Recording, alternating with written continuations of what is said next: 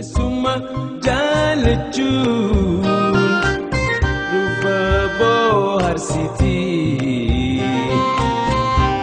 Suma jalechun rufa bohar siti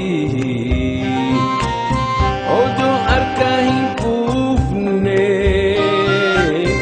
ya dafsi lakifti Suma jalechun rufa bohar siti Suma jalechun rufa bohar siti Odo arkahin kufne ya dafsi lakifti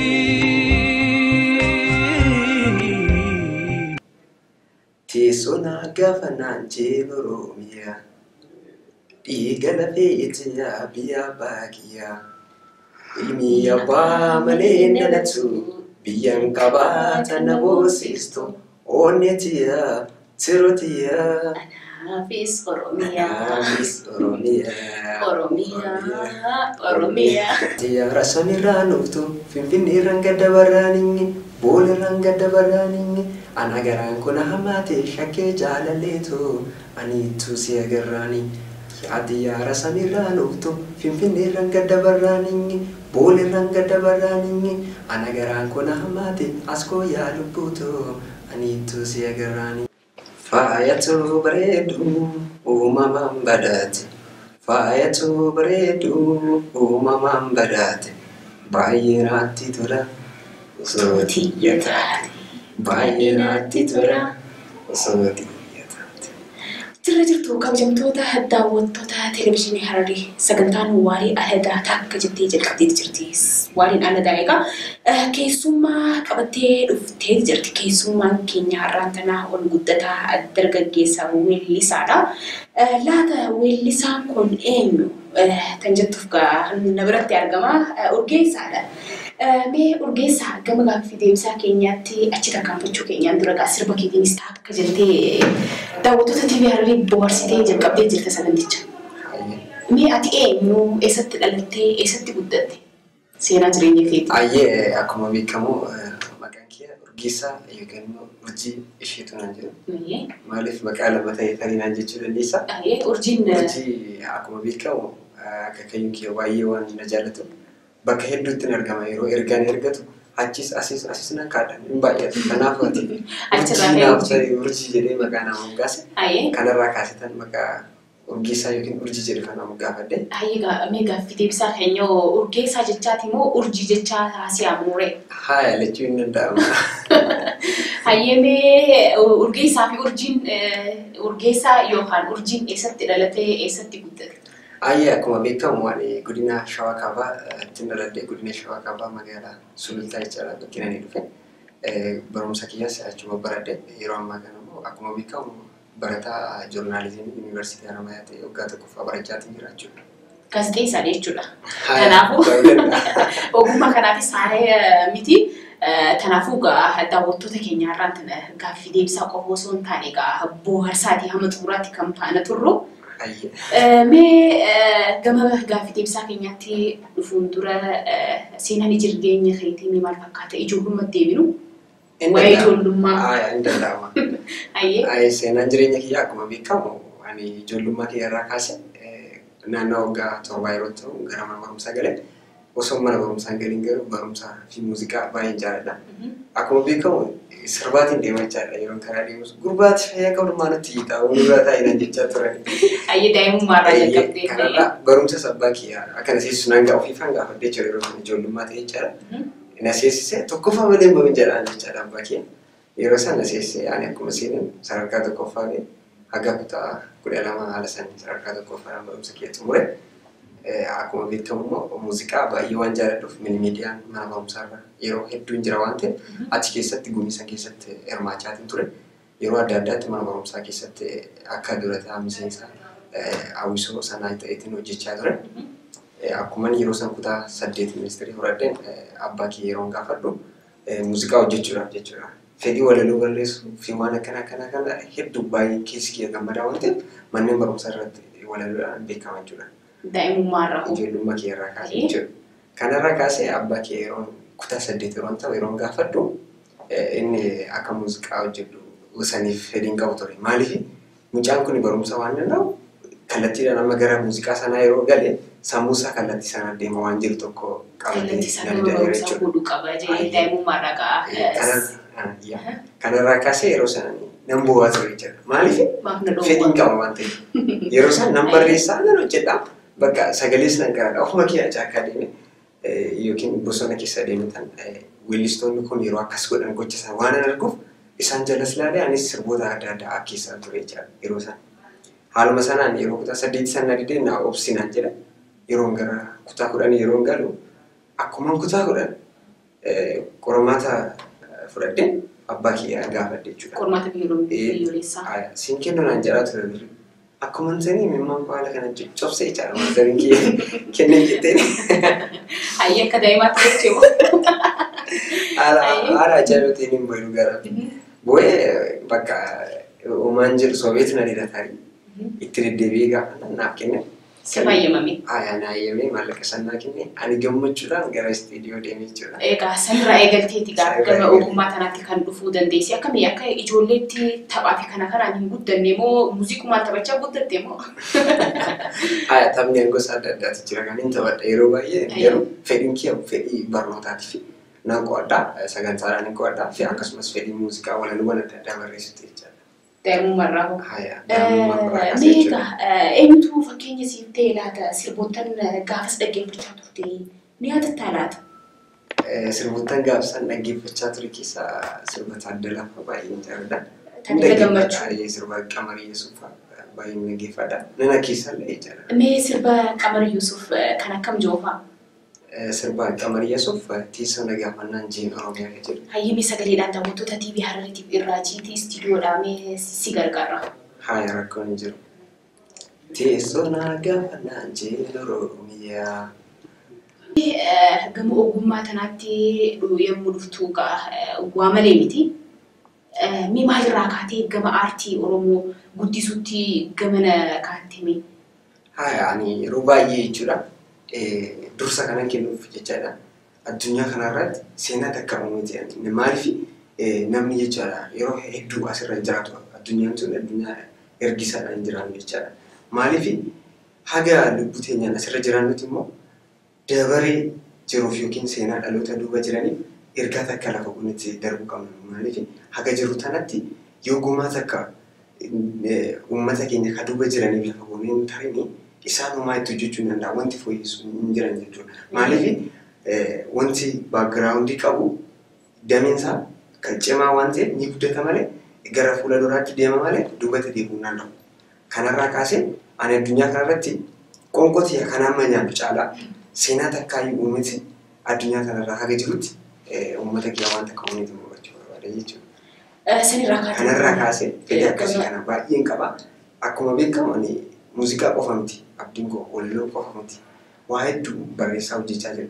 Gara fuula duraatti rabbii yoo jedhee na gargaare fiilmaan afaan Oromoo yeroo ammaa kana hojjetamaa jiran yoo jedhe sina danda'a. Maaliif haguma xiqqaadha isaanii warri aartii uummata keenyaa sana jajjabeessaa jiran jabaadhaan jedhanii gamanumaan ergaa dabarsaa fi sirriitti daraan hojjechuudhaaf fiilmiiwwan kaan hin kompeer goonee yeroo laalle baay'ee sadarkaa xiqqaarra jira jechuudha. Kanarraa kaasee fedhiin kiyyaa fedhii aartii uummata keenyaa kana sirriin daraan guddisuudha. Wanni ati aartii irratti godhaa jirtu umrii tanaan waan gaariidha. Mee ogeessaan yeroo ammaan tana maal irratti argama? Barataadhaan jetteeti kan jirtu joornaalistiidhaas wanni hordofaa jirtu. Mee yuunivarsiitii kamii kan hordofaa jirtu? Mee waa'ee barumsa keetii muraasa haasofnu? Amma rakkoon hin jiru naasuma. Akkuma beekamu waan ammaaf akkuma dura dhaggeeffattoota keenyaaf ibsee Universitii Haramaayyaatti jirachuudha. Universitii Haramaayyaa sadarkaa tokkoffaa irratti filadhee waan namatti toluuf seenaa isaa dura waan laaleef gara kanaan fe'ichaa jira. Dhaggeeffattoota bogguu jettu daawwattoota keenyaaf ibsuudha qabnaa. Dhaggeeffattoota FM Hararii hojii kanaa wajjin turtii taasisteeti kan turte. Kanaafuu mee haasawaa keetiif deebi. Kanaafuu yeroo ammaa kana akkuma beekamu Universitii Haramaayyaa keessa barataa joornaalizimiiti. journalism yeroo jedhu akkuma keessaa ta'uu jara kaayee jira. Hayyiga nurraa fagaatu akkuma barumsaanis as nu cinaa jirtutti daawwattoota keenyaafis akka barumsa xumurtee nu bira dhuftu abdii guddaa qabna. Urgeessaan muuziqaalee hedduu hojjeteeti kan jiru. Mega muuziqaalee keetitti as dhufu keenyaan dura haalli mana barumsaa san keessatti sochiileen ati gootu aartii irrattis ta'uu gama barumsaatiin haalli jireenyaa maal fakkaata? Life in university. Okay, life in university akkuma beekamu ani bara kana dhufe maaliif fresh waan jedhamu tokko jira bara kana barataa sarara dura yeroo fresh maa jechuun sadarkaa dura yeroo seenan aga life in university sana baranitti jechuudha. Waggaa dura jechuudha.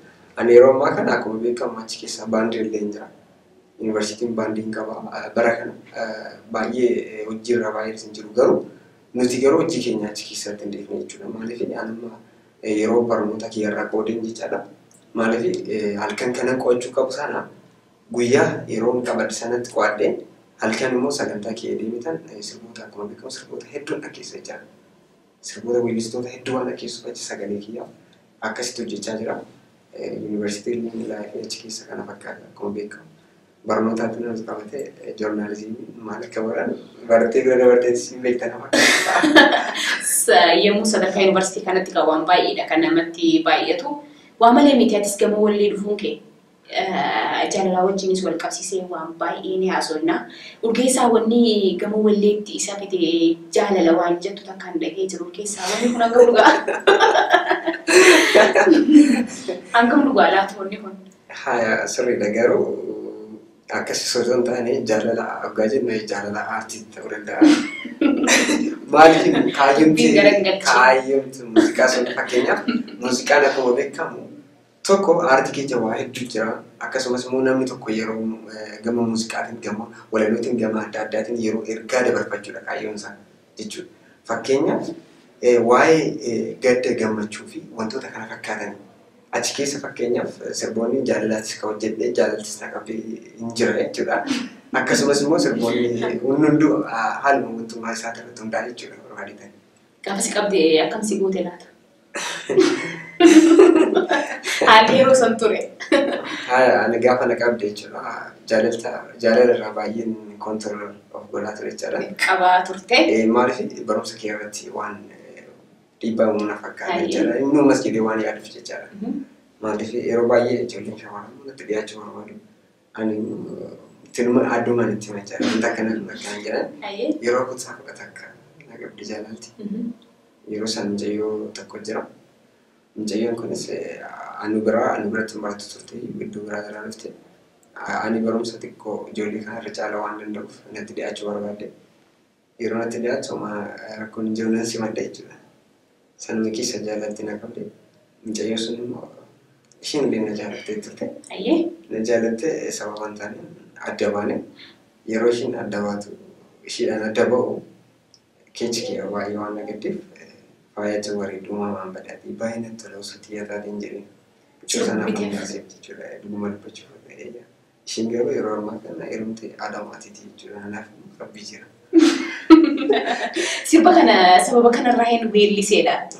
Kanaaf hin baase jechuudha. Naayimee gama sirboottan kaanitti achi dabruu keenyaan dura sirba kana mee daawwattootaaf sagaleedhaan irraa jettee akkasitti mul'ifannee daawwattoonni TV Hararii. Faayyaa bareedu kan jiru kana. Okay, daawwattoota keenyaaf na sirbamaa rakkoon jiru. Faayyaa bareedu uumamaan badaate. Faayyaa bareedu uumamaan badaate. Baay'ee naatti tola osoo xiyyaataate. Baay'ee naatti tola osoo xiyyaataate. Injiraaka.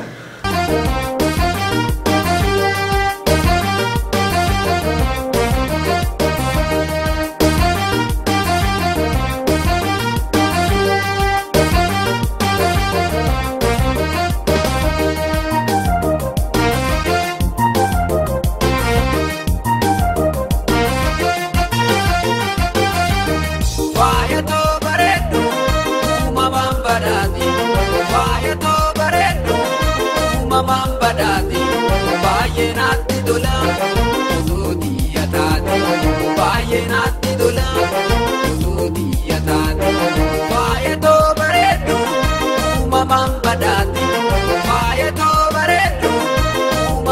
badati bayenati dola tudiyatati bayenati dola tudiyatati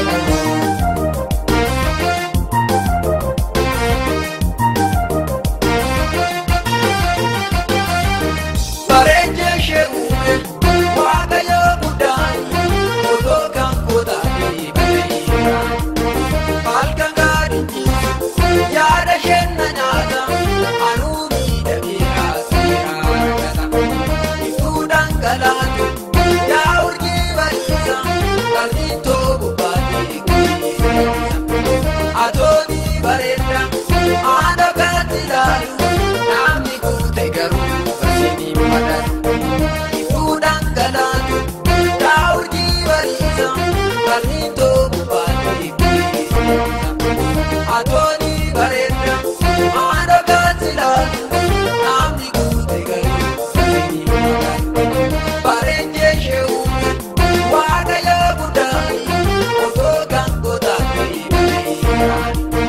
malka gadi yada shenna nada anumi dami asira gata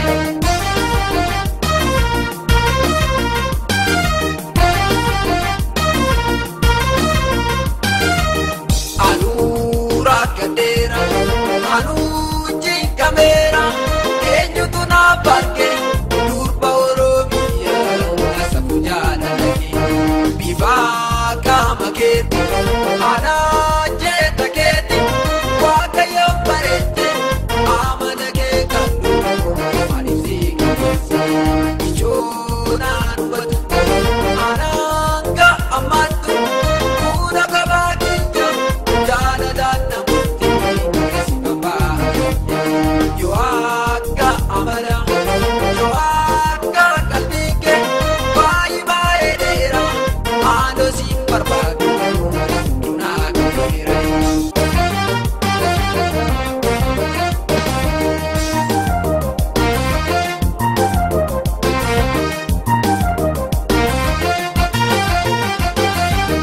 Vaya to baretu mamam badati Vaya to baretu mamam badati Vaya nati dola tudiya nati Vaya nati dola tudiya nati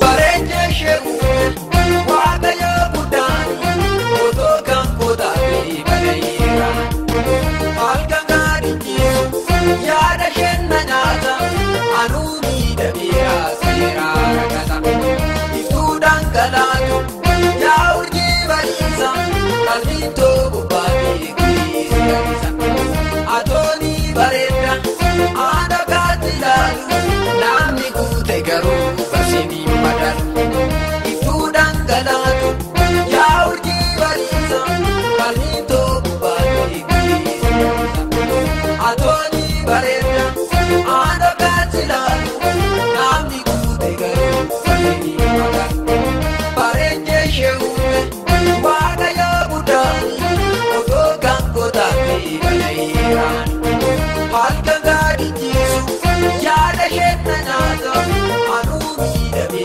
asira gata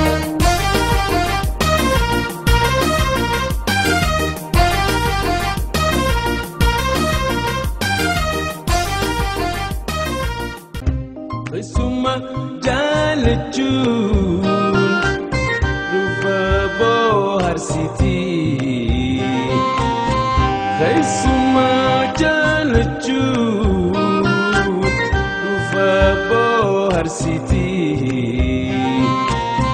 Odo arkahin kufne ya dafsi lakifti Suma jalechun rufa bohar siti Suma jalechun rufa bohar siti Odo arkahin kufne ya dafsi lakifti